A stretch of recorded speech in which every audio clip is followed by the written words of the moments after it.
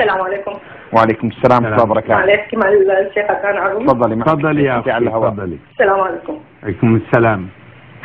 كيفك شيخنا؟ أهلا وسهلا بك. أخبارك؟ أنا عمر من حماه. أهلا لحالي حماه من جنبكم. الله يسلمكم ويحفظكم. عيشتك بالله بمحمد رسول الله. حنان شبابنا العنن والحمام والحمام الله لا يوفقك. دمرتنا أنت،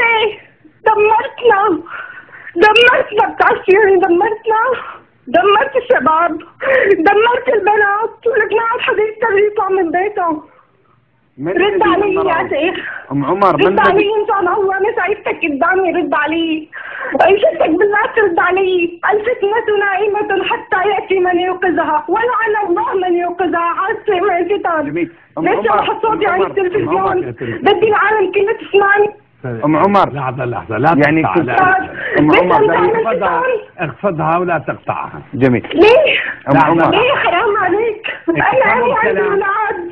انا امي عندي اولاد وانت عندك اولاد. ام عمر اسمعي للشيخ. سمعتك. اسمعي الان. انا امي بخاف اولادي. انا عم بكلمك الان، لا تقاطعي. بس اخفضي الصوت ما بيفهموا. طيب تفضل شيخ. حتى تسمع. أنا أقول لك، من الذي اعتدى على الآخرين؟ اسمع، من الذي اعتدى على شوفي بتتكلمي بعقل ببقى معاكي للفجر ما بتتكلمي. أنا عم بكلمك الآن. من الذي اعتدى على هؤلاء الآمنين المسالمين؟ أسألك، أهل حماه خرجوا بسلاح أم بدون سلاح؟ خرجوا بسلاح يا شيخنا. أهالينا عم يحكوا يا شيخنا. عم بسألك سؤال، لا تكثري من الكلام. أنا سألتك سؤال، خرجوا بسلاح أم بدون سلاح؟ بسلاح، بأسلحة معهم، بحجار، عم يحرقوا، عم يهدموا. وكل الأنبياء ارحم شبابنا.